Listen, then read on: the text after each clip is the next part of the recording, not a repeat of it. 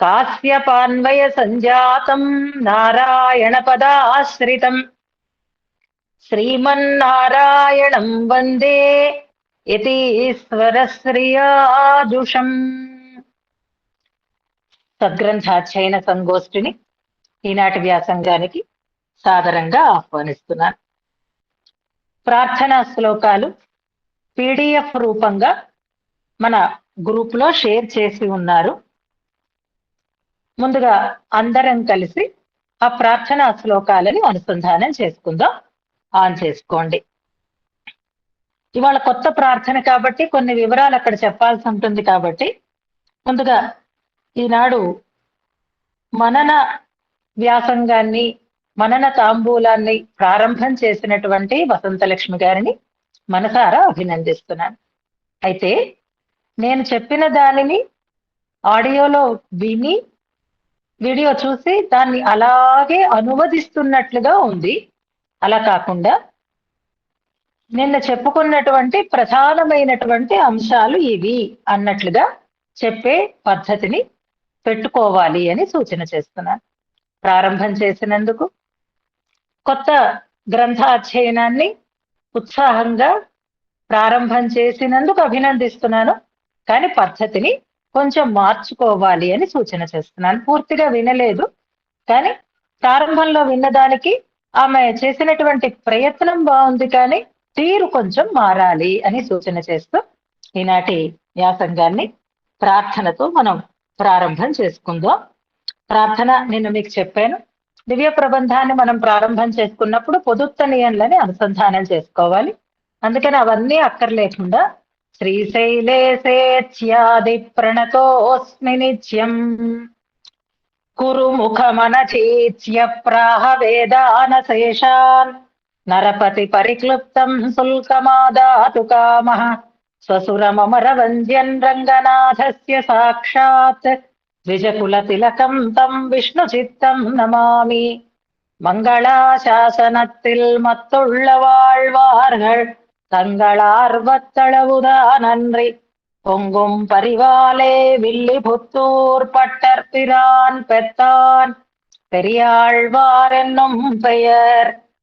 லக்ஷ்மீ நாயக பாத பங்கஜ யுகி பிரேமாதிரேகேணய தஸ்மை மங்களவாச்சனாய யததே ஸ்ரீ விஷ்ணு சித்தः சதா తస్మై సూరివరాయ విష్ణుపరతా సంస్థాపనాఖ్య క్రియాదక్షాయాస్తు నమస్తం మమ కృతం భూయోపి భూయోపి భూయోపి భూయోపి చ. నమః శ్రీశైలనాథాయ కుంతీనగర జన్మనే ప్రసాదలబ్ధ పరమ ప్రాప్య కైంకర్యశాలినే శ్రీ విష్ణు చిత్త పద పద్మరజోనుషంగాత్ చిత్తం యదీయ చరణ స్మృతయా సబింధే అవ్యాజవత్సలతయా ప్రథిత సదాస్మాన్ అవ్యాత్స్వ సుందరవరో ముని సార్వభౌమః. ఈ శ్లోకాలు నిన్న మనం పరిచయం చేసుకున్నాం. అందులో కొత్తగా చేరినది నమః శ్రీశైలనాథాయ కుంతీనగర జన్మనే అనేది. ఇది నిత్యం మనం సన్నిధిలో అనుసంధానం చేస్తాం కాబట్టి మంగళాశాసనం అయిన తర్వాత అందరికీ తెలిసినదే. అది తిరువాయుముళిపిళ్ళై వారి తనయ. తిరువాయుముళిపిళ్ళై వారి స్వాపదేశ వ్యాఖ్యానము, వరవరమునుల యొక్క వ్యాఖ్యానము, రెండు వ్యాఖ్యానాలు ఉన్నాయి. పెరియాళ్వార్ల దివ్య ప్రబంధం కనుక ముందువన్నీ పెరియాళ్వార్ల వైభవాన్ని చెప్పే పాసురాలు, శ్లోకాలు. అలాగే తనియన్లు రెండు కూడా ఇవి ఆ ఆచార్యులైనటువంటి ఇద్దరి యొక్క తనియన్లుగా మనం నిన్న పరిచయం చేసుకున్నాం. వీటితో పాటుగా మరొక పాసురం అక్కడ ఉంది చూడండి. నిన్న రేపు చెప్తాను అని అన్నాను కదా, ఇది బహుశా అందరూ చదవడానికి కష్టమేమో అని నేను సందేహించాను. ఈ పీడిఎఫ్ ని నిన్న అనితని రిక్వెస్ట్ చేస్తే, అయ్యో రిక్వెస్ట్ ఏంటి, తప్పకుండా చేస్తాను అని వెంటనే పీడిఎఫ్ చేసి పెట్టారు. అప్పుడు ఆమె అన్నారు, పర్వాలేదమ్మా, ప్రయత్నం చేద్దాము, పెద్దదైనా సరే అందరికీ అలవాటు అవుతుంది కదా అన్నారు. కాబట్టి ఇది కూడా మళ్ళీ ఈ ప్రార్థనలో చేర్చడం జరిగింది. ఈ పాసురంలో పెరియాళ్వార్ల వైభవం అంతా ఉంది. పెరియాళ్వార్లను మనం చేసేటటువంటి ప్రార్థనలో విశిష్టత ఏది అంటే, ఈ దివ్య ప్రబంధంలో ఉండేటటువంటి ప్రతి పాసురము నా మనస్సు యందు నిలిచేటట్లుగా అనుగ్రహించు స్వామి అని పెరియాళ్వార్లని మనం చేస్తున్నటువంటి ప్రార్థన. ఇది వేదాంత దేశకులు అనుగ్రహించినటువంటి ప్రబంధ సారం అనేటటువంటి ఆ గ్రంథంలో ఉండేటటువంటి పాసురం. మన దగ్గర పల్లాండు గ్రంథాలు ఉంటే ఆ పల్లాండు గ్రంథంలోనూ వాష్ కిందని ఇది ఉంటుంది, దీని అర్థం కూడా ఉంటుంది. ఇప్పుడు మనం వేసుకున్నటువంటి గ్రంథంలో పల్లాండు కూడా చేర్చుకున్నాం కాబట్టి ఆ వ్యాఖ్యానానికి ప్రారంభంలో ముందు పేజీలో వాష్ దగ్గర ఈ పాసురం కూడా ఉంటుంది. మీరు నిశ్చయంగా దాన్ని నేర్చుకునే ప్రయత్నం చేసుకోవచ్చు. రోజు చదువుకుంటే ఆ పెరియాళ్వార్ల అనుగ్రహంతో ఆ పాసురాలలో ఉండేటటువంటి అద్భుతమైనటువంటి విషయాలన్నీ మన మనస్సులో నిశ్చలంగా హత్తుకునేటట్లుగా ఉంటాయి అని. ఇప్పుడు పాసురం ముందు నేను చదివి చెప్తాను, తర్వాత కలిసి చదువుదాం మనం. పాసురాన్ని చూడండి. పేరణింద విల్లిపుత్తూర్. విల్లిపుత్తూర్ అనేటటువంటి ఒక నగరం, అది బాగా ప్రసిద్ధిగాంచినటువంటి నగరం. అలాంటి నగరంలో ఆణి తన్నిల్ పెరుం సోది తనిత్తోన్రు మిథునే స్వాతిజం విష్ణు అన్నట్లుగా ఆణి మాసంలో ఒక ప్రత్యేకమైనటువంటి వైభవం కలిగినటువంటి స్వామి అవతరించారు. అలా అవతరించినటువంటి పెరుం శోధితనిత్తోన్నం పెరుమానే అని ఆ పెరియాళ్వార్లని సంబోధిస్తున్నారు అనమాట. ఆ పెరుమానే అన్న దగ్గర మనం సంబోధనార్థకంగా సంబోధన పదంగా దాన్ని మనం తీసుకోవాలి. మున్ శ్రీరణింద పాండియన్. మున్ శ్రీరణింద పాండియన్.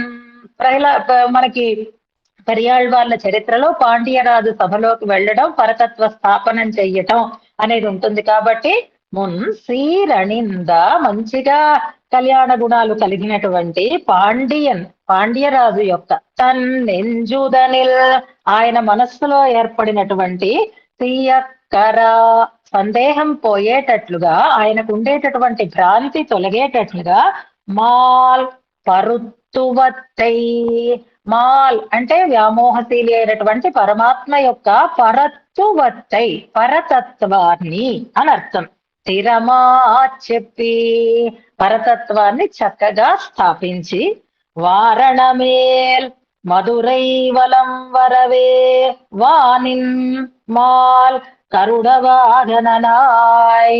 అలా ఆ రాజుగారు తనని గౌరవిస్తే ఆ ఏనుగుని అధిరోహించి చుట్టూ తిప్పుతూ ఉన్నప్పుడు ఆకాశం మీద మేల్ మాల్, వానిల్ మేల్ ఆకాశం మీద పరమాత్మ గరుడ వాహననాయ్ తోన్రా, గరుడ వాహనం మీద వచ్చి సాక్షాత్కరిస్తే వాష్తుం పల్లాండు పాడినటువంటి, వాళి వాళి వాళి అని ఆయనకి మంగళాశాసనం చేసినటువంటి ఏరణి పల్లాండు ముదల్ పాటు. పల్లాండు అనేటటువంటి ముదల్ పాట్ను, మొదటి ప్రబంధము, ఆ పాసురాలు కలిగినటువంటి 472. తర్వాత ఇదే చెప్పినటువంటి పెరియాళ్వార్ల దివ్య ప్రబంధం. ఇవి పల్లాండు పెరియాళ్వార్ల దివ్య ప్రబంధము రెండూ కలుపుకుంటే 461 పాసురాలు పెరియాళ్వార్ల తిరుమడి అయితే 12 పాసురాలు తిరుపల్లాండు దివ్య ప్రబంధం. 461, 12 కలిపితే 473 పాసురాలు అవుతాయి. 4000 దివ్య ప్రబంధంలో పెరియాళ్వార్లు అనుగ్రహించినటువంటి పాసురాలు 473 పాసురాలు. కొంచెం భ్రమ కలుగుతుంది. 472 అని ఉన్నప్పుడు మనకి అక్కడ వ్యాఖ్యానంలో 472 అని ఇచ్చారు. కానీ 2 కాదు, 1 2 1 2 అని కలుపుకోవాలి. 1 2 కలిపితే 3 అవుతున్నాయి.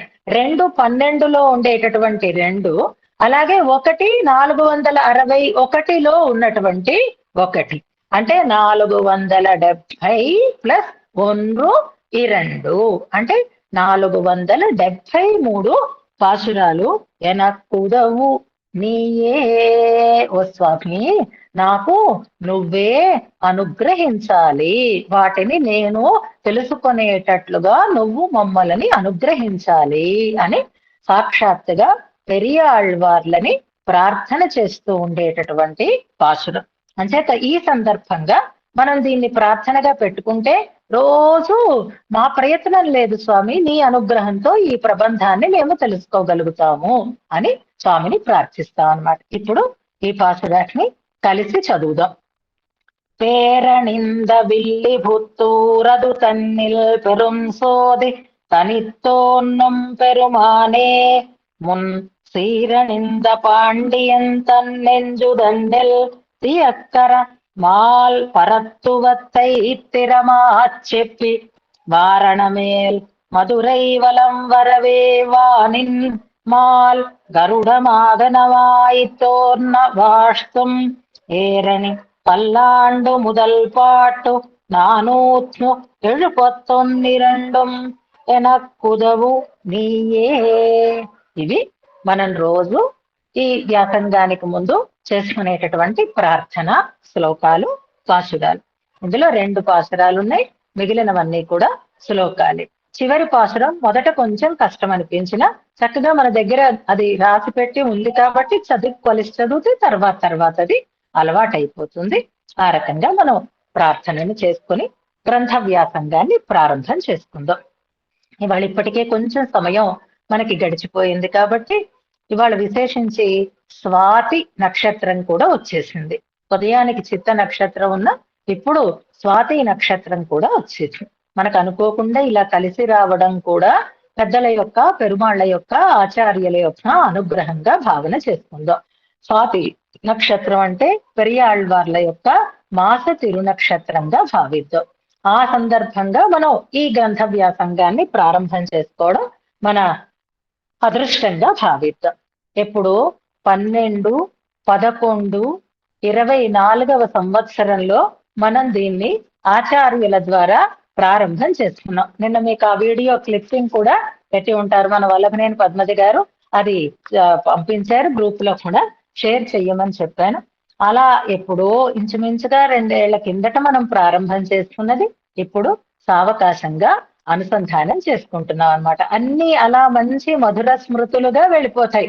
ఏదో ఒకటి ప్రారంభం చేసుకోవాలి, దివ్య ప్రబంధం కాబట్టి కణిన సిరుత్తాంబ అయిన తర్వాత 4000లో మొదటి ప్రబంధాన్ని ప్రారంభం చేసుకున్నాం. వండమాడంగల్సు అని వారు అంటూ ఉంటే, మనం అంటూ ఉంటే ఆ రోజు గుర్తొచ్చింది మన శ్రీరంగ రాజస్తవం పూర్వ శతకం స్వామివారి ద్వారా ఆవిష్కరణ చేసుకున్నటువంటి సందర్భం అది. ఇప్పుడు మళ్ళీ ఆ పెరియాళ్వార్ తిరుమల దివ్య ప్రబంధాన్ని గ్రంథస్థంగా మనం అనుసంధానం చేసుకోగలుగుతున్నాం. ఇది మనకి ఏ రకమైనటువంటి ఆటంకము లేకుండా కొనసాగాలి అని ప్రార్థన చేసుకుందాం. ఇవాళ మనం ప్రారంభించుకునేటటువంటి మొదటి అంశం ఏది అంటే, నమ్మాళ్వార్ల తిరునక్షత్ర మహోత్సవం ఇప్పుడు జరుగుతోంది కాబట్టి, ఆ రోజులు కాబట్టి నమ్మాళ్వార్ల వైభవాన్ని ఈ 3 రోజులు మనం విశేషంగా తెలుసుకుందాము అని అనుకుంటున్నాం. నిన్న మనం ఒక అంశాన్ని ప్రస్తావన చేసుకున్నాం, ఇవాళ మరొక అంశాన్ని ప్రస్తావన చేసుకుంటూ ముందుకు సాగుదాం.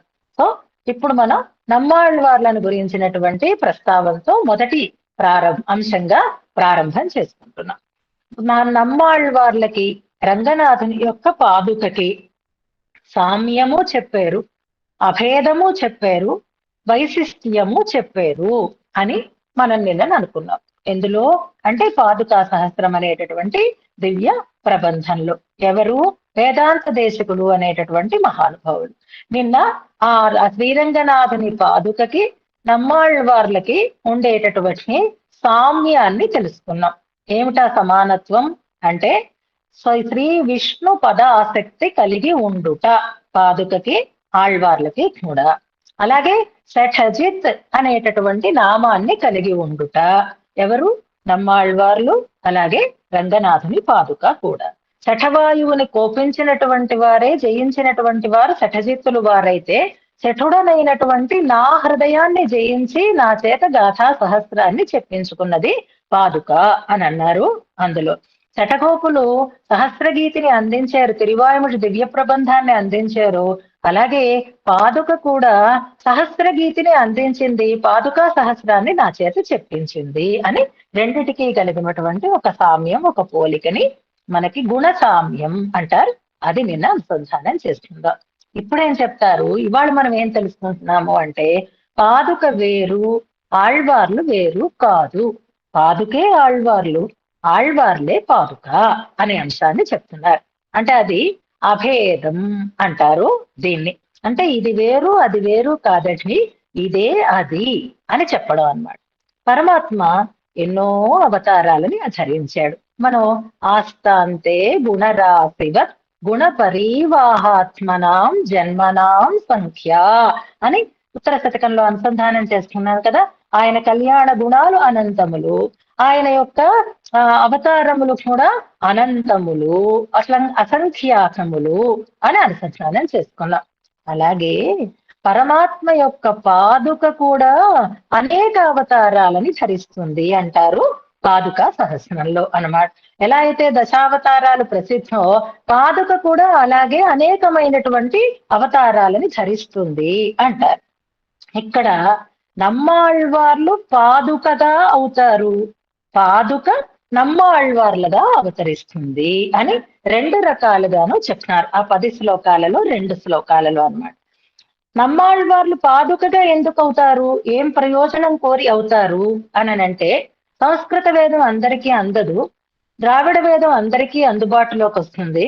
ఆ ద్రావిడ వేదంలో ఉండేటటువంటి విషయాలు కూడా అందుకోలేని వారిని ఎలా తరింప చెయ్యాలి అని ఆలోచించి నమ్మాళ్వార్లు పాదుకగా మారి ఆ పాదుకా స్పర్శతో సామాన్యులకి కూడా ఉచ్యమైనటువంటి గతిని కలిగించటం కోసము అంటారు. అంటే నమ్మాళ్వార్లు పాదుక రూపాన్ని ధరించటానికి కారణం. అంటే ఇప్పుడు నమ్మాళ్వార్లు పాదుక వేరు కాదు, నమ్మాళ్వార్లు నమ్మాళ్వార్లుగా ఉండి దివ్య ప్రబంధాన్ని చెప్పారు. ఆ దివ్య ప్రబంధంలో ఉండే విషయాలు కూడా అందుకోలేని వారిని మీద కూడా ప్రేమతో నమ్మాళ్వార్లు ఏమయ్యారు, ఇప్పుడు పాదుకగా మారి ఆ పాదుకగా తన స్పర్శతో మనని ఆ సామాన్యులందరినీ కూడా ఉజ్జీవింప చేస్తున్నారు అని అంటారు ఒక శ్లోకంలో. మరొక శ్లోకంలో చెప్తున్నారు, పాదుకలే నమ్మాళ్వార్లు అయినారు అంటారు. నమ్మాళ్వార్లు పాదుకలు కావటం, పాదుకలే నమ్మాళ్వార్లుగా మారడం అనే దాన్ని మనం ఇవాళ అనుసంధానం చేసుకుంటున్నాం. పాదుకలు నమ్మాళ్వార్లుగా అవడానికి కారణం ఏమిటి అంటే, ఈ ద్రవిడ ప్రబంధ వైభవాన్ని లోకానికి చాటి చెప్పడం కోసం నమ్మాళ్వార్లు శఠరిపులుగా, పాదుకలు శఠరిపులుగా మారి ఆ లోకానికి ద్రావిడ ప్రబంధాన్ని అద్భుతంగా అందిస్తున్నారు అని అంటారు. ఎవరితో పోల్చి చెప్తారు అంటే, ద్రావిడ భాషకి ప్రధానుడు, అసలు తమిళ భాష ద్రావిడ భాష అనడానికి మరొక పేరులో అగస్త్య భాష అంటారు దీన్ని. అగస్త్యుడు ఈ భాష ప్రవర్తకుడు, ఈ భాషని సుస్థాపితం చేసినటువంటి మహర్షి అగస్త్య మహర్షి. ఈ అగస్త్య మహర్షి గురించి మనకి కుంభకరణంతో అని మనకి అమ్మవారి పాసురంలో తిరుప్పావైలో వస్తుంది. ఈ అగస్త్యునికి ఉండేటటువంటి 3 ప్రత్యేకతలు ఏవి అంటే, సముద్రాన్ని అవపోసన పట్టాడు, వింధ్య పర్వతాన్ని తలదించుకునేటట్లుగా చేశాడు, వాతాపిని జీర్ణం చేసుకున్నాడు అని ఆయన వైభవాన్ని చెప్తూ ఇవి మనకి తెలియచేస్తూ ఉంటారు. అలాంటప్పుడు అలాంటి అగస్త్య మహర్షి ద్వారా ప్రచారితమైనటువంటి ఈ తమిళ భాష మీ ద్వారా శఠగోప రూపాన్ని ధరించి అగ్రగణ్య అయింది అంటారు. అంటే ఇప్పుడు పాదుకలు నమ్మాళ్వార్లు వేరు కాదనమాట, పాదుకలే నమ్మాళ్వార్ల యొక్క రూపాన్ని ధరించేయి అంటారు. ఒకసారి ఆ శ్లోకాన్ని అనుసంధానం చేస్తాను, వినండి. వింధ్యస్తంభాదవిహిత గతే విశ్వగాచాంత సింధో కుంభీసూనో అసుర కబళగ్రాసినః స్వైర భాష. అగస్త్యుని చేత సుస్థాపితము చేయబడినటువంటి భాష తమిళ భాష అనర్థం. నిత్యం జాత శఠరిపుతనో నిష్పతంతి ముఖాత్ తే. ఇక్కడ మనకు కావాల్సింది ఏది అంటే శఠరిపుతనో తే ముఖాత్. ఓ పాదుక, నువ్వు శఠకోపమునిగా అవతరించవు. శఠకోపమునిగా అవతరించినటువంటి నీ ముఖం నుంచి, అంటే శఠకోపుల యొక్క వాక్కుగా వచ్చింది కదా తిరువాయుమొഴി. ఆ శఠకోపులు ఎవరో కాదు, పాదుకే శఠకోపులుగా అవతారాన్ని ధరించి తే ముఖాత్ నిష్పతంతి. ఆ అగస్త్యుని భాష అయినటువంటి ఆ ద్రావిడ భాష నీ ముఖం నుంచి వచ్చి, అంటే ద్రావిడ భాషకు అంత వైశిష్ట్యం కలిగింది అంటే దివ్య ప్రబంధాల వల్లే కలిగిందనమాట. అలాంటి ఆ భాష ప్రాచీనానాం శృతి పరిషదాం పాదుకే పూర్వగణ్యా. ముందొచ్చిన చెవుల కంటే వెనకొచ్చిన కొమ్ములు వాడి అని ఒక వ్యవహారం, ఒక సామెత మనం వింటూ ఉంటాం. అలాగే ప్రాచీనానాం శృతి పరిషదాం, సంస్కృత వేదం ఉంది, అది ముందు ఉంది, నిత్యమై ఉంది, ఎప్పుడూ ఉన్నదే. ఆ వేదాన్ని ఎవరూ సృష్టించలేదు. గుర్తు తెచ్చుకుందామా మనం? సుప్త ప్రబుద్ధ న్యాయం. మర్చిపోతున్న న్యాయాలన్నీ మనం ఆ సుప్త ప్రబుద్ధ న్యాయాన్ని గుర్తుపెట్టుకుంటే ఆ ప్రళయ కాలంలో వేదం నాశనం కాదు, పడుకొని లేచిన తర్వాత మళ్ళీ అది ఎలాగైతే జ్ఞాపకానికి వస్తుందో అని అన్నట్లుగా అది నిత్యమైనది, అనాది అయినది సంస్కృత వేదం. కానీ ఆ సంస్కృత వేదం కంటే కూడా అగ్రగణ్య పూర్వగణ్య జాత అంటారు. ఈ దివ్య ప్రబంధం ద్రావిడ వేదం ముందు అయినది, ముందు లెక్కించదగినది అయినది, పూర్వగణ్య అయినది, అంటే దానికంటే కూడా ప్రథమ స్థానాన్ని పొందినది. ఎలాగా అంటే శఠరిపులుగా అవతరించినటువంటి నీ ముఖం నుంచి వచ్చినది అయి ద్రావిడ వేదానికి అంతటి వైశిష్ట్యం కలిగింది అంటారు. అందుకనే ఉత్సవాలలో ఇది మనకి చాలా స్పష్టంగా కనిపిస్తుంది. సంస్కృత వేదాన్ని అధ్యయనం చేసేవారు వాహనానికి వెనక వైపున ఉంటే, ద్రావిడ వేదాన్ని అధ్యయనం చేసేటటువంటి మహాగోష్ఠి ఆ వాహనానికి ముందు వైపున ఉండడానికి కారణం ఏమిటి అంటే ఆ గానాన్ని వినడం పరమాత్మకి అంతటి ఇష్టం కనుక. అంతేకాదు, అగ్రగణ్య అంటే ముందు లెక్కించదగినది అయింది. ఎలాగా అంటే సంస్కృత వేదాన్ని అధ్యయనం చెయ్యాలి అంటే కొన్ని అధికారాలు ఉండాలి, కొన్ని అర్హతలు ఉండాలి. కానీ ద్రావిడ వేదాన్ని అనుసంధానం చెయ్యాలి అంటే అలాంటి అర్హతలు ఏవి అక్కరలేదు. కాబట్టి అన్నిటికంటే ముందు మనం స్వీకరించదగినది, అన్నిటికంటే ఆదరంగా స్వామి వినేటటువంటిది అయినది ఈ ద్రావిడ భాషలో ఉండేటటువంటి ఈ దివ్య ప్రబంధము అని ఆళ్వార్లకి పాదుకలకి అభేదాన్ని చెప్తున్నారు. ఇందులో గుర్తుపెట్టుకుందాం. అంటే పాదుకలే ఆళ్వార్లుగా అవతరించేయి అని చెప్పడంలో ఆ ఆళ్వార్లే పాదుకలుగా అవతరించారు అని చెప్పడం. ఆళ్వార్లే పాదుకలు కాబట్టే ఆ పాదుకలు మన శిరస్సును ధరిస్తే మనం ధరించినట్టుగా భావిస్తాం. పాదుకలే ఆళ్వార్లే దివ్య ప్రబంధాన్ని మనకు అందించాయి కాబట్టి అది అగ్రగణ్యగా నిలిచింది. నిత్యం అగ్రగణ్య జాత అంటారు. అలాంటి మూల పురుషులైనటువంటి నమ్మాళ్వార్ల యొక్క అద్భుతమైనటువంటి తిరునక్షత్ర మహోత్సవ సందర్భంలో ఆ స్వామిని మనం తలుచుకుంటూ దాసోహ సమర్పణం చేసుకుందాం. ఇక్కడ ఒక విషయం గుర్తుపెట్టుకుందాం.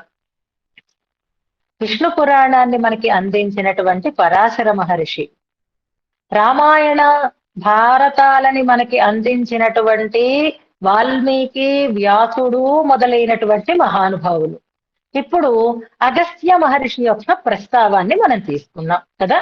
ఋషులు, ఆళ్వార్లు, వీళ్ళల్లో ఆళ్వార్లే ఋషుల కంటే మించినటువంటి భగవద్వైభవ జ్ఞానం కలిగినటువంటి వారు అని చెప్తున్నారు. అలాగే ఋషులు మనకి అందించినటువంటి వాంగ్మయం కంటే ఆళ్వార్లు మనకి అందించినటువంటి వాగ్మయము అగ్రగణ్యగా నిలుస్తుంది. ఎంచేత అనంటే పరాశర మహర్షి మనకు అందించినది విష్ణు పురాణం కదా. ఆ విష్ణు పురాణము వేదమా లేక వేదోపబృంహణమా? మళ్ళీ ఒకసారి ఉత్తర శతకాన్ని జ్ఞాపకం చేసుకుంటే విష్ణుప్రియ వాళ్ళ గ్రూప్ గుర్తుపెట్టుకోవచ్చు. ఉపబృంహణాలతో కలిస్తే వేదములు, వేదార్థాన్ని విశదీకరించేటటువంటి ఉపబృంహణములు. ఉపబృంహణాలలో స్మృతి, ఇతిహాస, పురాణ అన్ని చేర్చినాయి. అంచేత విష్ణు పురాణం శృతి కాదు, శృతికి ఉపబృంహణం అవుతోంది తప్ప, శృతిని వివరించేది అవుతోంది తప్ప శృతి స్థానంలో ఉండేది కాదు. అలా కాకుండా నమ్మాళ్వార్లు అనుగ్రహించినటువంటి తిరువాయుముడి దివ్య ప్రబంధం ఉందనుకోండి, అదేమిటవుతోంది? ఉపబృంహణం అవుతోందా లేకపోతే శృతి అవుతోందా? అంటే దివ్య ప్రబంధాలు అని ఉపబృంహణాలలో మనం కలుపుకుంటున్నా చక్రే ద్రావిడ భాషయా యశ్రుతేరుత్తరం భాగం చక్రే ద్రావిడ భాషయా అంటాం. కాబట్టి ద్రావిడ వేదం అని దానికి వచ్చింది కాబట్టి ఇది సాక్షాత్తుగా వేదమే. మిగిలినవన్నీ కూడా కేవలం స్మృతి, ఇతిహాస, పురాణాలన్నీ కూడా ఉపబృంహణాలు అయినాయి అని అగ్రగణ్య కావడం, పూర్వగణ్య కావడం అనేది ఈ ద్రావిడ భాషకి, ద్రావిడ ప్రబంధానికి ఉంది అనేది మనం అర్థం చేసుకుంటూ, అంతటి మహత్తరమైనటువంటి వాంగ్మయాన్ని అందించినటువంటి ఆళ్వార్లలో అవయవి అయినటువంటి నమ్మాళ్వార్లకి దాసోహ సమర్పణం చేస్తుందా. మనం అనుకుంటాం కానీ ఇవాళ కాలం చాలా విపరీతంగా ఉంది. మన ఇంట్లో మనం కూర్చుని దివ్య ప్రబంధాన్ని అనుసంధానం చేసుకుని చాలా ఆనందపడిపోతున్నాం. మనం అందరం కూడా ఎంతో గొప్ప కార్యాన్ని చేసి ఎంతో శ్రేయస్సుని మనం పొందుతున్నాము అని అనుకుంటున్నాం. మన ఇంట్లో మనం కూర్చుని అనుసంధానం చేసుకుంటే ఏ రకమైనటువంటి ఇబ్బంది ఉండదు, అడ్డుకునేటటువంటి వాళ్ళు ఎవరు ఉండరు.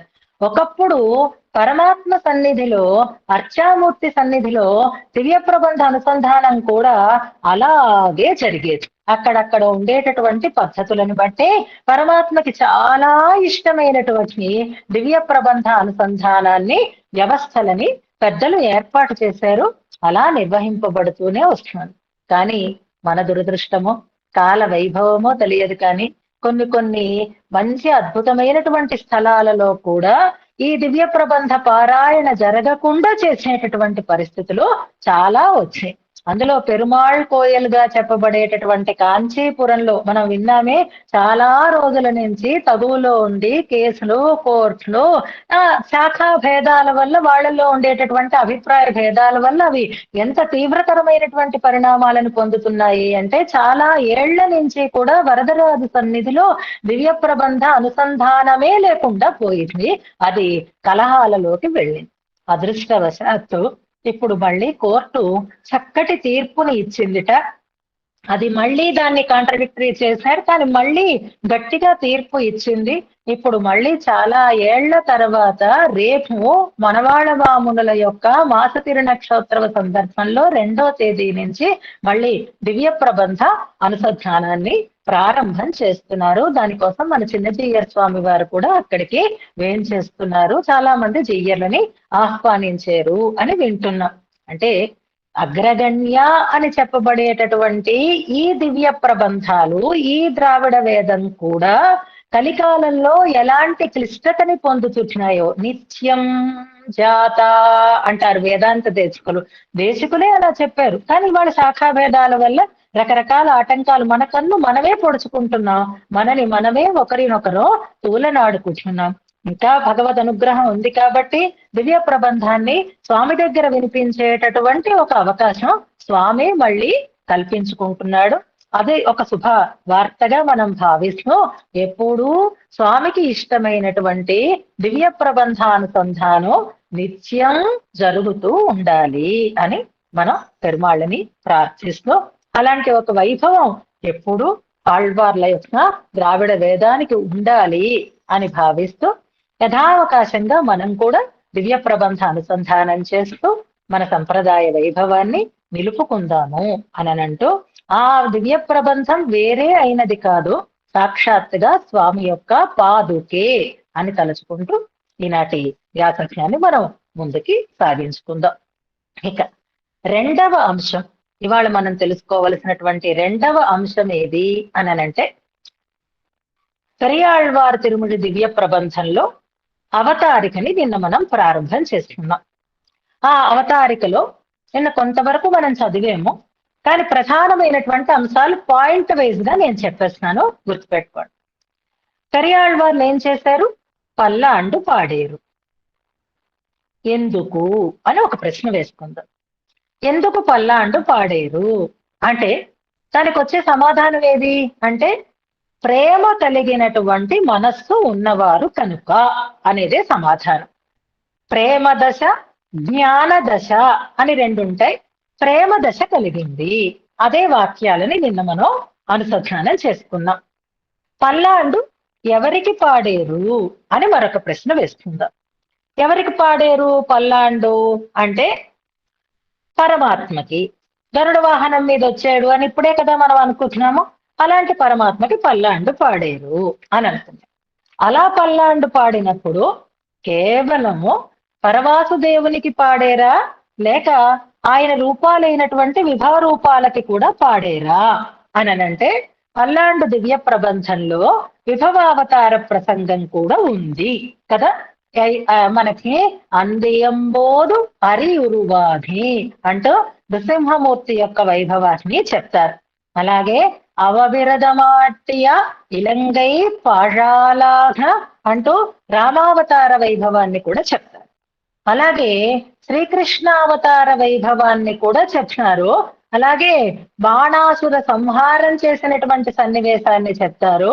శిలైగునై తొత్తిరు మదరయుల్ అంటూ ఆ ధనుర్యాగంలో కంసుణ్ణి వధించినటువంటి శ్రీకృష్ణావతార వైభవాన్ని కూడా మనకి పల్లాండులో చెప్తారు.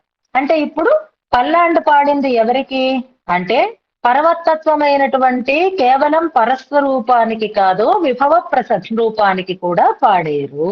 విభవ రూపుడైనటువంటి పరమాత్మకి మాత్రమే కాదు, అర్చారూపుడైనటువంటి ఐందలయ పైన్నాఘత్తలై పాయిందవనే అంటూ ఆ కృష్ణుడు ఎవరో కాదు, రంగనాథుడే శేషపానుపు మీద శయనించి ఉన్నవాడు అంటూ అక్కడ మంగళాశాసన వైభవాన్ని మనం తెలుసుకుంటాం. ఇప్పుడు ఇంకొక ప్రశ్న ఏది అంటే, పరమాత్మ యొక్క పర, వ్యూహ, విభవ, అంతర్యామి, అర్చామూర్తులలో ఎవరికండి రక్ష కావాలి? ఎవరికి మనం రక్ష పెట్టాలనిపించేటటువంటి స్థితి ఉంటుంది అంటే, ఎవరు మనకి దగ్గరలో ఉంటే ఆయనకి కదా. మనకి దగ్గరలో ఉంటే అంటే మళ్ళీ అంతర్యామిగా మన దగ్గరే ఉంటాడు కదా పరమాత్మ, ఆయనక అని సందేహం కలగచ్చు. కాదు, అంతర్యామిగా లోపల ఉంటాడు కనుక మనకే పట్టుబడడు కాబట్టి పట్టుకు దొరకనప్పుడు మనం ప్రమాదం చేసేటటువంటి అవకాశం ఉండదు. మనకి దగ్గరగా సన్నిహితంగా ఉండేటటువంటి స్థితి విభవ రూపుడైనటువంటి పరమాత్మకే ఉంటుంది. కనుక విభవ రూపుడైనటువంటి పరమాత్మ ఈ లోకంలో, ఈ కాలంలో, ఈ జనాల దగ్గర ఆయన తిరుగుతూ ఉంటాడు కాబట్టి ఆయనకి అవసరం. ఆ విభవావతారంలో కూడా ప్రధానమైనటువంటి రక్ష కావలసినటువంటి అవతారము కృష్ణావతారము అని నిర్ణయం చేస్తున్నారు. ఎంచేత అంటే, మిగిలినటువంటి అవతారాలు ఆయా ప్రయోజనాల కోసం వచ్చి మళ్ళీ అంతర్హితములు అయిపోయాయి. రామావతారం, కృష్ణావతారమే జనానికి దగ్గరగా అవుతుంది. రామావతారం దగ్గర అయితే బెంగపడాల్సినటువంటి అవసరం లేదు, ఎందుకంటే అన్ని రకాలైనటువంటి సెక్యూరిటీ ఆయనకి ఉంది.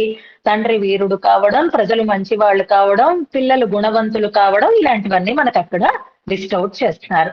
కానీ కృష్ణావతారం దగ్గరికి వచ్చేసరికల్లా ఎక్కడా ఏ రకమైనటువంటి సెక్యూరిటీ లేదు, ఎక్కడా ఏ రకమైనటువంటి రక్షణ లేదు.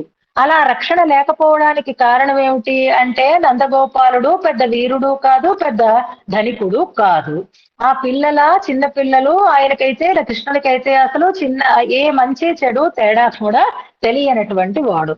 ఉన్న స్థలమా కంసునికి దగ్గరగా ఉండేటటువంటి చోటు అంటూ రకరకాలైనటువంటి ఆ కారణాల వల్ల రకరకాలైనటువంటి అపాయాలు కలగడానికి తగినటువంటి అవకాశం ఉన్నటువంటి అవతారం శ్రీకృష్ణ అవతారం కనుక, అక్కడ ఉండేటటువంటి గడ్డి పరక అయినా సరే ఎప్పుడు రాక్షసుడైపోతుందో తెలియనంతగా ఇన్సెక్యూరిటీ ఉన్నటువంటి ప్రదేశంలో ఉన్నవాడు శ్రీకృష్ణ పరమాత్మ. కాబట్టి ఆ శ్రీకృష్ణ పరమాత్మకి మంగళాశాసనం చెయ్యాలి అని అనుకోవడంలో అన్ని విధాల ఔచిత్యం ఉంది అని ఆ కృష్ణ పరమాత్మకి విభవ రూపుడైనటువంటి కృష్ణ అవతారానికి మంగళాశాసనం చేశారు. అయితే ఆ మంగళాశాసనము విభవ పర్యంతము ఆగిపోలేదు. ఆ విభవ రూపుడే అర్చారూపుడై ఉన్నాడు కనుక ఈ మంగళాశాసనం ఎంతవరకు సాగింది అంటే అర్చామూర్తి వరకు సాగింది. అందుకే విభవావతారాన్ని కృష్ణావతారాన్ని చెప్పి నిన్న అనుకున్నానే కొండల్ వన్ననై కోవలనాయ్ అన్నట్లుగా ఆయనే ఈయన అన్నట్లుగా రంగనాథుడిగా ఉన్నవాడు. ఆళ్వార్ల దివ్య ప్రబంధాలలో మనం గమనిస్తే అర్చామూర్తిని ఆ విభవమూర్తిగానే భావిస్తూ ఉంటారు. ప్రధానంగా రంగనాథుడే కాదు మిగిలినటువంటి ప్రదేశాలలో ఉన్నటువంటి వారినందరినీ కూడా అలాగే భావిస్తారు. అంచేత ఇప్పుడు పెరియాళ్వార్ తిరుమల దివ్య ప్రబంధంలో శ్రీకృష్ణ లీలారసానుభవమే ఉందా లేక మంగళాశాసనం కూడా ఉందా అంటే ఆ మంగళాశాసనమే కొనసాగుతూ ఉన్నది అని మనకి అవతారికలో చెప్తున్నారనమాట. అందులో కనపడ్డటువంటి గరుడ వాహనాధిరూఢుడైనటువంటి పరమాత్మకి మంగళాశాసనం చేసి వదిలేశారు అని అనుకోకండి. ఆ మంగళాశాసనం అర్చావతార పర్యంతము సాగింది. అందుకని అనంటే అర్చావతారానికి ఎందుకు మంగళాశాసనం చెయ్యాలండి అంటే అర్చక పరాధీన అఖిల ఆత్మస్థితి అయి ఉంటాడు కనుక. మనం చదువుకున్నాం కదా, పాపం మనం ఏం చేస్తే దాన్నే స్వీకరిస్తాడు, ఏం పెడితే దాన్నే ఆయన ఆరగిస్తాడు, ఏం కడితే దాన్నే ఆయన కట్టించుకుంటాడు, అర్చక పరాధీనుడై ఉంటాడు ఆయన.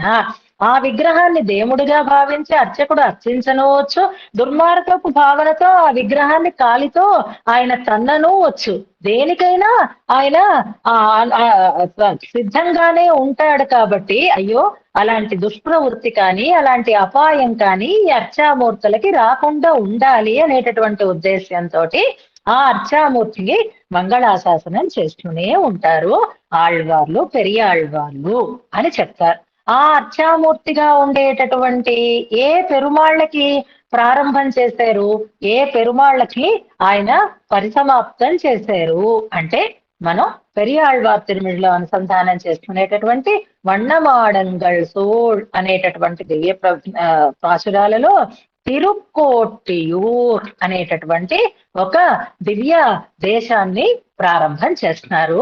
చివరిలో సెన్నియోంగు తన్ తిరువేంగడముడయాయ్ అంటూ వెంకటేశ్వర స్వామికి మంగళాశాసనం చేస్తారు.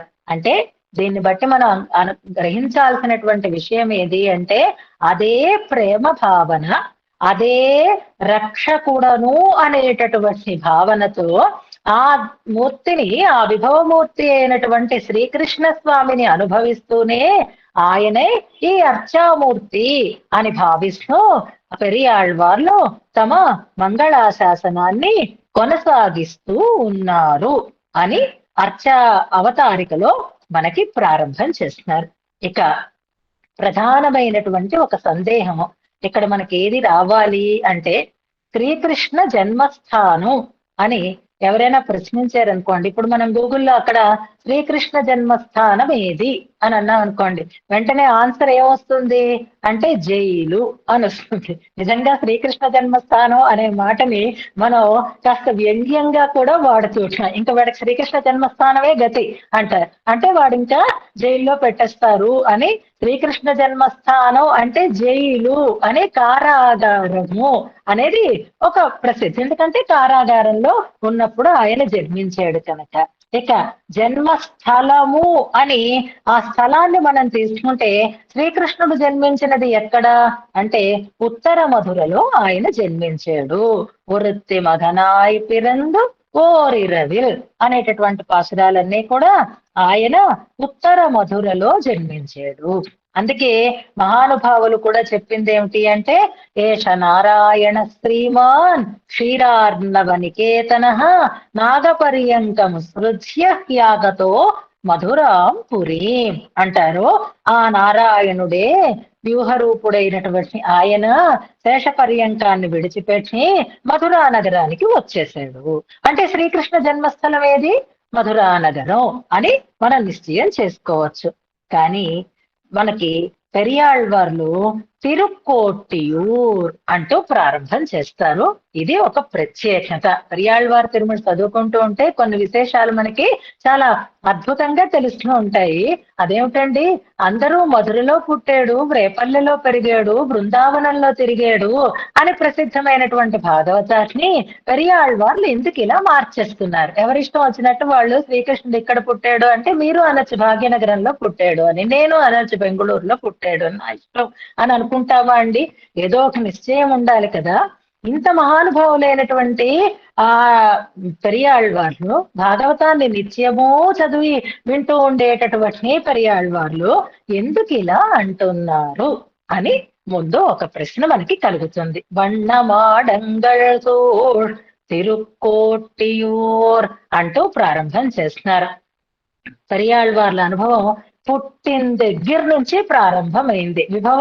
ఆ విభవ రూపాన్ని ఆయన పొందిన దగ్గర నుంచి, అంటే ఏది విడిచిపెట్టకుండా మొదటి నుంచి ప్రారంభమైంది అని అంటారు. శ్రీకృష్ణ అవతారం అంటే అందరికీ ఇష్టమే, ఆళ్వార్లందరికీ ఇష్టమే. కానీ అందరికంటే కూడా ఎక్కువ ఇష్టమై ఎక్కువ చక్కగా పాడినది ఎవరు అంటే పెరియాళ్వార్లు అని అంటారు. ఎందుకు ఆళ్వార్లందరికీ ఇష్టం అనేటటువంటి ప్రశ్నకి చక్కటి సమాధానం చెప్తారు అవతారికలో.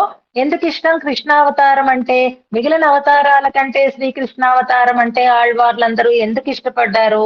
నమ్మాళ్వార్లను కూడా కృష్ణాతత్వం అని ఎందుకన్నారు అనంటే, ప్రేమ పూర్ణమైనటువంటి అవతారము కృష్ణ అవతారం కనుక అని, ప్రేమని కలిగించేటటువంటి అవతారం కృష్ణ అవతారం కనుక. ఎలాంటి వారికైనా సరే కృష్ణ అవతారం పట్ల ప్రేమ కలిగేటట్లుగా ఉండేటటువంటి ప్రత్యేకత ఆ అవతారానికి ఉంది. అంతేకాదు దగ్గరలో ఉంది. కలికాలానికి ముందు ఉండేటటువంటి ద్వాపర యుగంలో జరిగినటువంటి అవతారం కనుక, అయ్యో ఒక్క 10 నిమిషాల ముందు వస్తాయి, ఒక్క గంట ముందు వస్తాయి, ఒక్క వారం 10 రోజుల ముందు వస్తే కృష్ణావతారాన్ని స్వయంగా అనుభవించే వాళ్ళం కదా అని ఆళ్వార్లందరికీ కూడా ఒక కొరత ఉందిట. అందుకే అయ్యో చేజారిపోయింది, అయ్యో అనుభవించలేకపోయేమే అనేటటువంటి ఒక కొరతతో దాన్నే తలుచుకుంటూ దాంట్లోనే నిమగ్నులై ఉంటారు ఆళ్వార్లందరూ అని అంటారు. వారిలో ప్రత్యేకత పెరియాళ్వార్లకేమిటి అంటే, పరమాత్మ గోపాల రూపుడైనటువంటి శ్రీకృష్ణ పరమాత్మ విష్ణు చిత్తుల యొక్క హృదయంలో కాపురం పెట్టేశాడు. విష్ణు చిత్తన్ కోయిల్ కొండ కోవలన్ అని మనకి చెన్నయ్య ఒంగులో వస్తుంది కదా. ఆ హృదయంలో ఆయన అలా ఉండిపోయేట. ఎందుకు విష్ణు పరమాత్మ శ్రీకృష్ణుడు ఉండిపోయే? కోవలన్ అంటారు. గోపాలుడు అంటే శ్రీకృష్ణుడు ఎక్కడున్నాడు? పెరియాళ్వార్ల హృదయంలో ఉంటున్నాడు. ఎందుకున్నాడు? పెరియాళ్వార్లంటే ఇష్టం అని ఉన్నాడా? కాదుట. ఈయన నా చరిత్ర చెప్పబోతున్నారు, నేను ఎక్కడ పుట్టేనో, ఎలా పుట్టేనో, ఏం చేశానో, ఎలా తిరిగానో ఇవన్నీ ఈయన సరిగ్గా చెప్పాలి కదా. అందుకని చెప్పాలంటే నేను ఇక్కడే ఉండాలి, ఈయనకు అన్ని స్పష్టంగా తెలిసేటట్లుగా నేను ఇక్కడే ఉండాలి అని. పాపం మొన్న వెంకటేశం గారికి ఓ బాధ్యత చెప్పా. ఆయన ఆహ్వానం పలకాలి, కృతజ్ఞత అభివందనాలు చెప్పాలి అని. దానికోసం పాపం ఆయన రాయడం, నాకు పంపించడం, మళ్ళీ నేను దిద్దడం, మళ్ళీ ఆయన మార్చుకోవడం ఇలాంటి. ఎందుకంటే స్వతంత్రత లేదు, మళ్ళీ అమ్మగారు ఏమంటారు అనేటటువంటి బెంగతోటి ప్రిపేర్ అవుతూ ఉండడం, మళ్ళీ దాన్ని మార్చమంటే మారుస్తూ ఉండడం, ఈ పద్ధతి ఒకటి ఉంటుంది కదా. మరి ఇక్కడే అలా ఉంటే శ్రీకృష్ణ వైభవాన్ని చెప్పేటటువంటి పెరియాళ్వార్లకి శ్రీకృష్ణుడు పర్మిషన్ అక్కర్లేదా? మరి ఎలా చెప్తాడు అని బెంగ ఉంటుంది కదా. ఒకదానికొకటి చెప్తే కష్టం అని అనిపిస్తుంది కదా. అందుకని ఈ గొడవలన్నీ ఎందుకు, ఈ వాళ్ళు పంపించడం, నేను దిద్దడం ఇవన్నీ ఎందుకు? ఆయన హృదయంలోనే ఉండిపోతే ఇంక నేను అక్కడే ఉంటే నేనే కదా చెప్పిస్తాను, ఎలా ఉన్నది అలాగే చెప్పిస్తాను అని అనుకున్నట్టు. పిరందవారం వళర్ందవారు ఇవన్నీ తెలియాలి అంటే విష్ణు చిత్తన్ మన విట్టు చిత్తన్ మనత్తే కోయిల్ కొండ కోవలన్ అని అనుకుంటున్నది అందుకు. అందుకని స్థిర నివాసాన్ని ఏర్పాటు చేసుకున్నాడు కాబట్టి కృష్ణ పరమాత్మ, ఇక ఆయన వైభవం అంతా మనస్సు నిండిపోయి దాన్ని అనుభవ రూపంగా పెరియాళ్వార్లు అనుగ్రహించారు అని అంటారే. మరి అలాంటి కృష్ణ పరమాత్మ కూడా తాను పుట్టింది తిరుక్కోట్టియూరులోనా అలాగా చెప్పించారు అంటే వీళ్ళకు కూడా తప్పు చెప్పించాడా కృష్ణ పరమాత్మ? తప్పు చెప్పేరా పెరియాళ్వార్లు, ఎందుకు వన్నమాడంగల్ సూడ్ తిరుక్కోట్టియూర్ అంటూ ప్రారంభం చేస్తున్నారు. శ్రీకృష్ణ జన్మించినటువంటి అవతార స్థలంగా తిరుక్కోట్టియూర్ని ఎందుకు ప్రస్తావన చేస్తున్నారు అనేటటువంటి ప్రశ్నకి చక్కటి సమాధానం చెప్తారు. 2 కారణాలు. ఒకటి, ఈ అన్ని అవతారాలకి మూలకందమైనది వ్యూహరూపమైనటువంటి క్షీరసాగరంలో ఉండేటటువంటి రూపం. అందులోంచే విభవ రూపాలన్నీ వస్తాయి. అలాగే శ్రీకృష్ణావతారానికి మూలకందమైనటువంటి ఆ స్థలం, దివ్యస్థలము తిరుక్కోట్టియూర్ అనుకోవడంలో ఏ రకమైనటువంటి సందేహము లేదు అంటారు. ఇప్పుడు బియ్యం ఎక్కడి నుంచి వస్తాయి అని ఒక ప్రశ్న వేసామనుకోండి, అంటే పిల్లలు డబ్బాలోంచి అని సమాధానం చెప్పారనుకోండి, అది కరెక్ట్ సమాధానమా కాదా అంటే తప్పైతే కాదు, డబ్బాలోంచే వస్తాయి. కానీ బియ్యానికి డబ్బాకి ఉండేటటువంటి సంబంధాన్ని మించినటువంటి బియ్యపు ఉత్పత్తికి వేరే వేరే కారణాలు ఎలా ఉంటాయో అవి మూల కారణాలు అని అంటారు. అలాగే శ్రీకృష్ణుడు ఆ వ్యూహ రూపంలోంచి వచ్చాడు అంటే విభవావతారానికి మూలకందమైనటువంటి స్థితి ఏదైతే ఉంటుందో దాన్ని చెప్పాలి. అలాగే ఈ తిరుక్కోట్టియూరుని కూడా ఆళ్వార్లందరూ కూడా శ్రీకృష్ణ సంబంధం కలిగిన శ్రీకృష్ణావతారానికి మూలకందమైనటువంటి దానిగా భావన చేస్తారు అనడానికి కొన్ని పౌరాణికమైనటువంటి ప్రమాణాలను కూడా మనకి చూపిస్తూ ఉంటారు. హిరణ్యకశిపుని యొక్క బాధలని భరించలేక ఋషులందరూ కూడా, సాధుగోష్ఠి అందరూ కూడా గోల పెడితే వాళ్ళందరినీ కూడా ఆయన చేరడానికి వీలు లేని ఒక స్థలంలో ఉంచాడు పరమాత్మ అని. అందుకనే దానికి గోష్ఠియూర్, తిరుక్కోట్టియూర్ అని పేరు వచ్చిందని. తిరుక్కోట్టియూర్ దివ్యదేశాన్ని గురించి చదువుకోండి. ఇప్పుడు ఎలాగా దివ్యదేశాల వైభవాలు మనకి స్పష్టంగానే ఉన్నాయి కాబట్టి తెలుస్తుంది. అలాంటి గోష్ఠి వారందరూ కూడా పరమాత్మని, నారాయణుణ్ణి ప్రార్థిస్తే వారి మాటతోటే కంసభీతిని కూడా తొలగించటానికి తాను అవతరిస్తాను అని పరమాత్మ మాట ఇచ్చాడు అని ఒక పౌరాణికమైనటువంటి ప్రమాణాన్ని కూడా మనకి పెద్దలు చూపిస్తారు. అంచేత తిరుక్కోట్టియూర్లో ఆయన జన్మించాడు అంటే తిరుక్కోట్టియూర్ కృష్ణావతారానికి మూలకందమైనటువంటి స్థానంగా భావన చేస్తున్నారు కాబట్టి అలా అంటున్నారు అనేది ఒక సమాధానం. ఇంకొకటి ఏమిటి అంటే సెల్వనంబి అని పెరియాళ్వార్లకి ఇష్టమైనటువంటి ఆప్తుడైనటువంటి స్నేహితుడు. మనకి పల్లాండులో ఆ ప్రస్తావన వస్తుంది. అలాంటి సెల్వనంబి ఉన్నటువంటి ఊరు కనుక భగవన్ మంగళాశాసనానికి సహకరించేటటువంటి మహానుభావుడు, భగవంతునికి ప్రీతిపాత్రుడైనటువంటి భాగవతోత్తముడు నివసించేటటువంటి తిరుక్కోట్టియూర్, సెల్వనంబి ప్రస్తావం వచ్చింది, తిరుక్కోట్టియూర్ తలపునకి వచ్చింది. ఆ తిరుక్కోట్టియూర్ యొక్క వైభవం వెంటనే తెలిసింది. ఆ వైభవంతో శ్రీకృష్ణావతారానికి మూలకందంగా దాన్ని భావించి తిరుక్కోట్టియూర్ అని ఆ పల్లాండులో చేసినటువంటి భావన ఈ రకంగా పరిణమించింది అని దీనికి రకరకాలైనటువంటి సమన్వయాలని అవతారికలో మనకి చేసి చెప్పినారు. అలా తిరుక్కోట్టియూరులో అవతరించినటువంటి శ్రీకృష్ణ అవతార సందర్భంలో జనులకి కలిగినటువంటి ఆనందం, ఆ ఆనందాతిరేకంతో వాళ్ళు చేసినటువంటి ప్రవృత్తులు ఏవి అంటూ మనకి మొదటి దశకాన్ని ప్రారంభం చేస్తున్నారు. మనకి భాగవతాన్ని అనుసంధానం చేసుకుంటే ప్రథమ స్కంధంలో కృష్ణావతారం ఉండదు. హరివంశం కానీ విష్ణు పురాణం కానీ ఏది తీసుకోండి, కృష్ణావతారంతో ఏది ప్రారంభం కాదు. కానీ పెరియాళ్వార్ల తిరుమడి దివ్య ప్రబంధం మాత్రం అవతారంతోటే ప్రారంభం అవుతుంది. ఇది గుర్తుపెట్టుకోండి. అంటే ప్రారంభం నుంచి చివరి వరకు ఏ ఒక్కటి వదలకుండా పెరియాళ్వార్ల అనుభవం కొనసాగింది అనడానికి ఇదొక నిదర్శనం. ఇంకా చాలా విశేషాలు మనం స్వపాశురాన్ని అనుసంధానం చేసుకుంటూ ముందుకు సాగుదాం.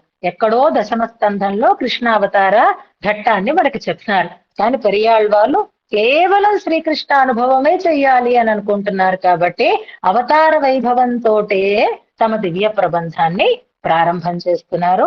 ఆనందంతోటే తమ దివ్య ప్రబంధాన్ని ప్రారంభం చేస్తున్నారు. రేపు ఆళ్వార్లు నమ్మాళ్వార్లకి పెరియాళ్వార్లకి కృష్ణ అనుభవంలో ఉండేటటువంటి తేడాని మనం రేపు విశదంగా చెప్పుకుందాం. ఇప్పుడు మనకి సమయం అయిపోయింది. అయితే మనం వ్యాఖ్యానాన్ని కూడా గ్రంథస్థం చేసుకున్నాం కాబట్టి వ్యాఖ్యానాన్ని అనుసంధానం చెయ్యడం కూడా అలవాటు చేసుకోవాలి. కాబట్టి అవతారికలో ఉండే విశేషాలన్నీ ఇప్పుడు నేను మీకు చెప్పేశాను. ఇప్పుడు ఆ అవతారికని నేను అనుసంధానం చేస్తాను, వినండి చాలు. అలా వింటూ ఉంటే మీకు ఈ అలా ఈ పంక్తులని కూడా చదివేటటువంటి అలవాటు అవుతుంది. అందుకని ఒక్కసారి ఆ అవతారికని మనం అనుసంధానం చేసేసుకుని మంగళాశాసనం చేసుకుందాం. నిన్న ఊరికే మొదటి వాక్యాన్ని చదివాను. పెరియ వాచ్యాంబిళ్ళై వ్యాఖ్యానాన్ని ప్రారంభం చేస్తున్నాను. అలా చదువుతాను. జాగ్రత్తగా నాతో పాటు మీరు కూడా ఆ పంక్తులని అనుసంధానం చేస్తూ ముందుకి సాగండి. తర్వాత కొంచెం అలవాటు పడిన తర్వాత ప్రత్యేకంగా కూడా అనుసంధానం చేయొచ్చు. ప్రతి పాశురానికి ఉండేటటువంటి వ్యాఖ్యానాన్ని మనం చక్కగా అనుసంధానం చేసుకుందాం. ఇప్పుడు పెరియ వాచాంబిళ్ళై వ్యాఖ్యానం అలా అనుసంధానం చేస్తానంతే. విశేషాలన్నీ ఇందులో మనం చెప్పేసుకున్నాం. జాగ్రత్తగా గమనించండి. శ్రియపతియాయ్ అవాప్త సమస్త కామనాయ్ సమస్త కళ్యాణ గుణాత్మకనాయ్ சர்வரக்ஷகனான சர்வேஸ்வரன் தமக்கு சந்நிகிதனான வளவிலே பிரணவத்தில் சொல்லுகிறபடியே அவனை தமக்கு ரக்ஷகனாகவும் தம்மை அவனுக்கு ரக்ஷ்யபூதராகவும் அனுசந்தித்து ஸ்வசேஷத்வானுரூபமான விருத்தி விசேஷங்களை அவன் திருவடிகளிலே செய்ய அமைந்திருக்க அவனுடைய சர்வரக்ஷகத்வாதிகளை ஆழங்கால் பட்டு அவனை குழைச்சரக்காக நினைக்கையாலும் காலாதீதமான வஸ்து கால சாம்ராஜ்யம் பண்ணும் தேசத்திலே வந்து சந்நிகிதமாவதே இவ்வஸ்துவுக்கு என்ன தீங்கு வருகிறதோ என்னும் பயத்தாலும்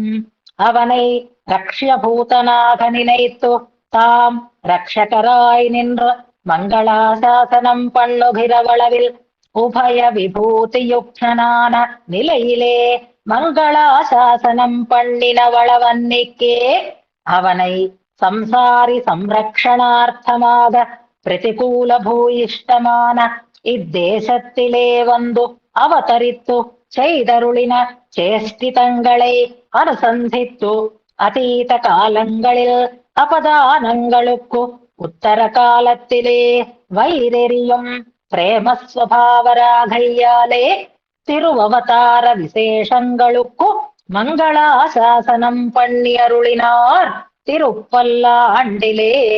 చెప్పుకున్నాం కదా, పల్లాండిలో విభవ అవతారాలకి మంగళాశాసనం చేశారు ప్రేమ వలన.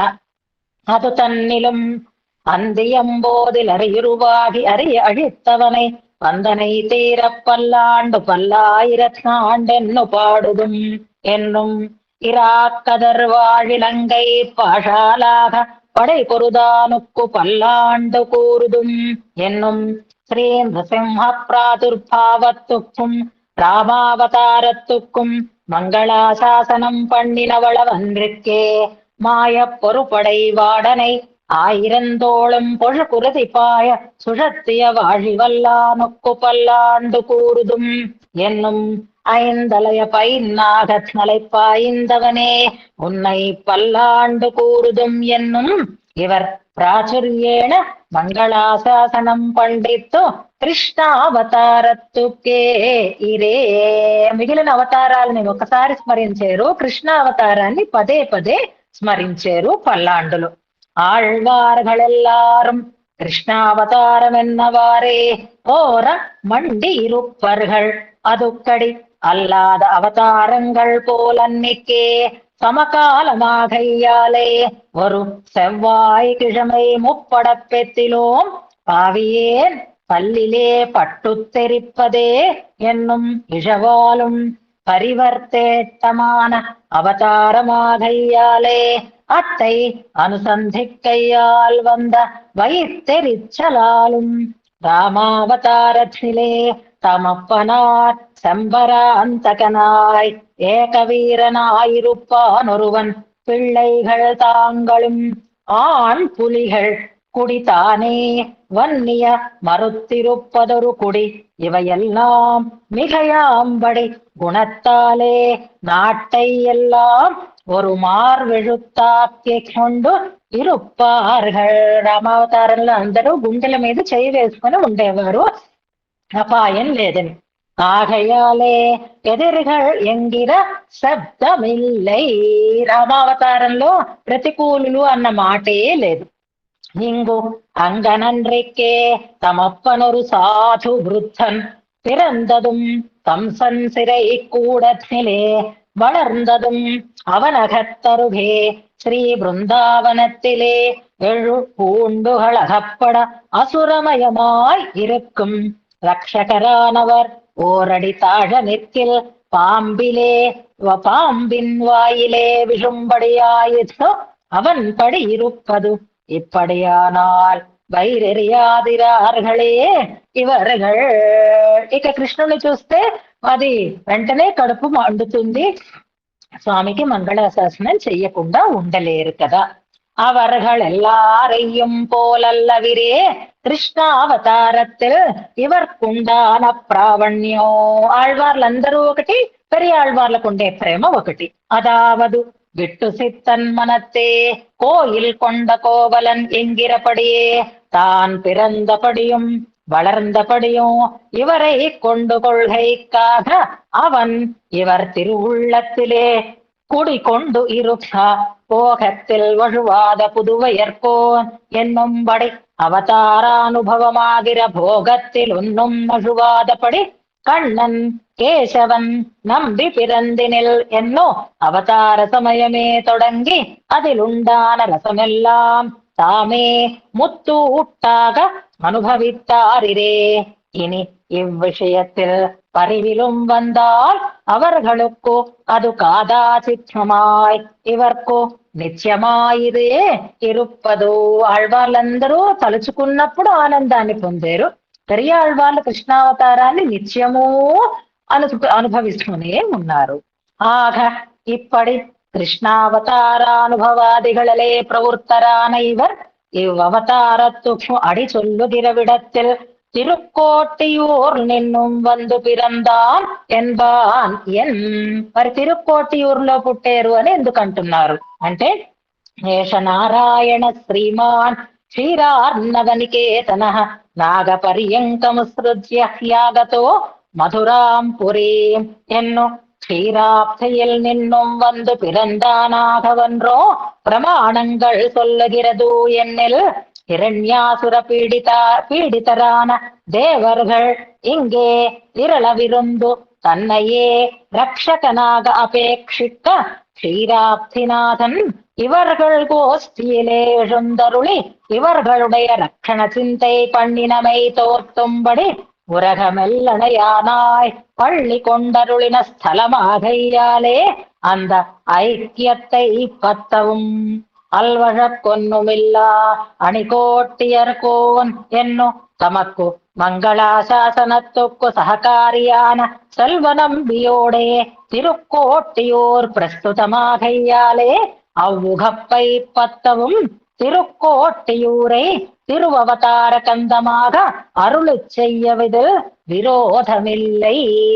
இப்படி கிருஷ்ணாவதார ரசத்தை அனுபவிக்கிறவளவில் ಋಷಿಗಳೈ போலே கரையிலே நின்னு அவதார குணச்சேஷ்டிதங்களை சொல்லி போகை அன்றைக்கே பாவனா பிரகர்ஷத்தாலே கோபஜன்மத்தை ஆஸ்தானம் பண்ணி யசோதாதிகள் சொல்லும் பாசுரத்தை தாம் அவர்க்காகி பேசி అనుభవిస్తూ చొల్లుగిరార్. ఋషులలాగా ఒడ్డున ఉండి ఏదో చూసినది చెప్పకుండా అందులో మునిగి తామే యశోదాభావనని పొంది వారి మాటలలాగే పెరియాళ్వార్లు కృష్ణావతార రస అనుభవాన్ని చేస్తున్నారు అంటూ అవతారికని అనుగ్రహిస్తారు. మనకి పెరియజీయ అవతారికని ఇవాళ మనం అనుసంధానం చేసుకున్నాం. రేపు పాశురాన్ని ప్రారంభం చేసుకుందాం.